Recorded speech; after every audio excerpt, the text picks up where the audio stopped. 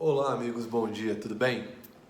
Eu venho aqui hoje tratar de um assunto que no dia a dia é bastante tormentoso aí na nossa vida, que são os chamados adicionais legais. Infelizmente, num vídeo só eu não vou conseguir tratar desse assunto todo, mas daremos algumas pinceladas e depois em outros vídeos vamos nos aprofundando um pouquinho mais.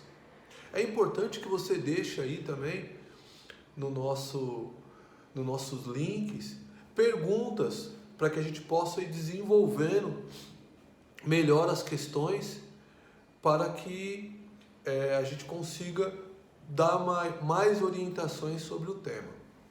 Bom, nós temos na nossa legislação 3 adicionais legais, tá? Estou dizendo adicional em relação ao meio ambiente de trabalho.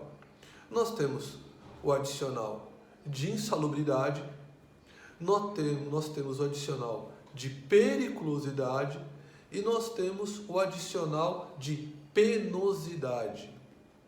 Este último não foi regulamentado, ele está previsto na Constituição, mas nunca foi regulamentado pelo legislador ordinário. Então, é um adicional que dificilmente a gente vê ele sendo aplicado no dia a dia, na prática do meio ambiente de trabalho, na prática do Dia dos Trabalhadores. Então, nós ficamos com 2 adicionais. Um de periculosidade e o outro de insalubridade. Hoje me proponho a falar um pouco sobre o adicional de insalubridade. O adicional de insalubridade está previsto na Constituição. Ele diz que todo o ambiente insalubre, o trabalhador tem direito a perceber 10, 20 e 40% de adicional por expor a sua saúde ao risco ambiental.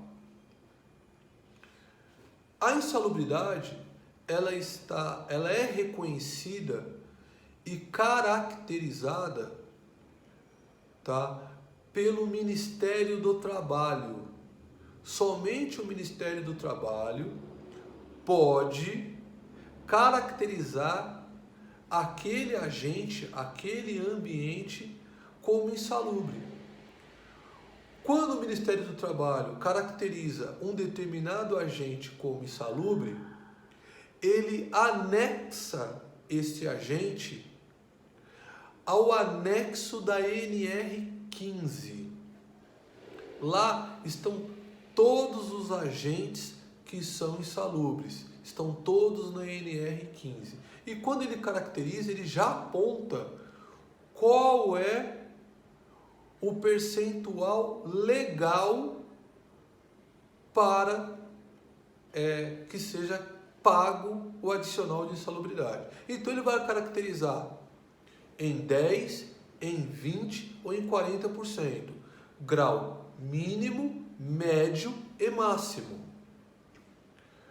Importante dizer que quando é caracterizado em grau mínimo, médio e máximo, o percentual a ser pago não é sobre o salário do trabalhador, e sim sobre o salário mínimo. Embora a nossa Constituição diga que o salário mínimo não pode ser indexador de valor,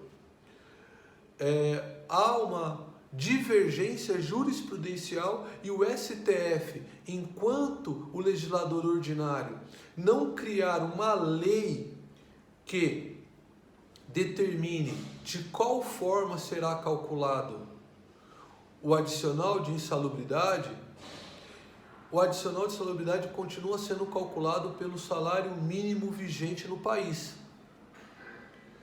Isso é um problema porque o legislador ordinário, ele desde a Constituição de 88, não criou uma lei para especificar de qual forma será calculado o adicional de insalubridade. Então o STF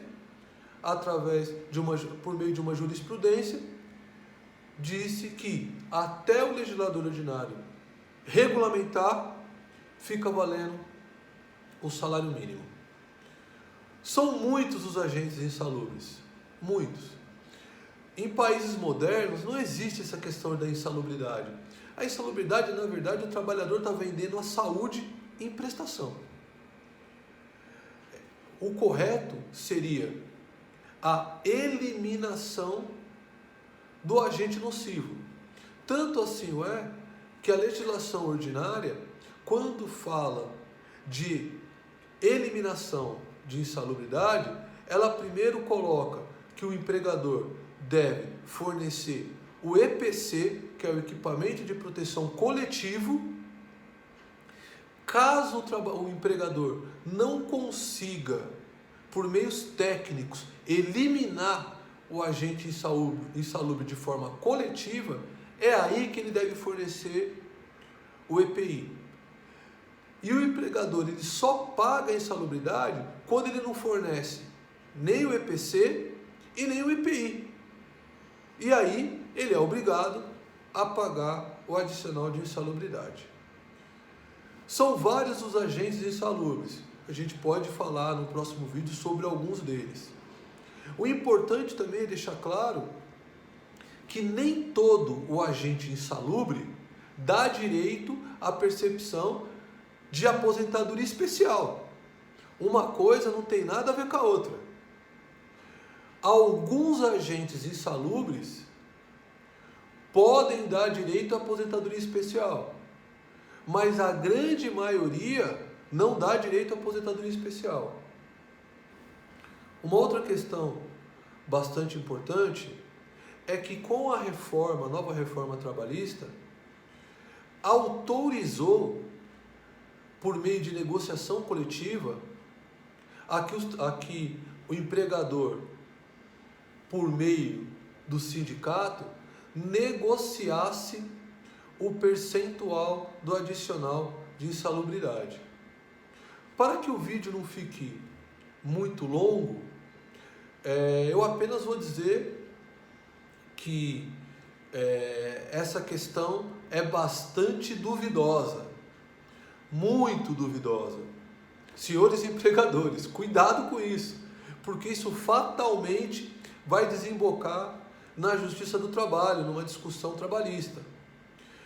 E provavelmente os empregadores irão perder essa questão aí.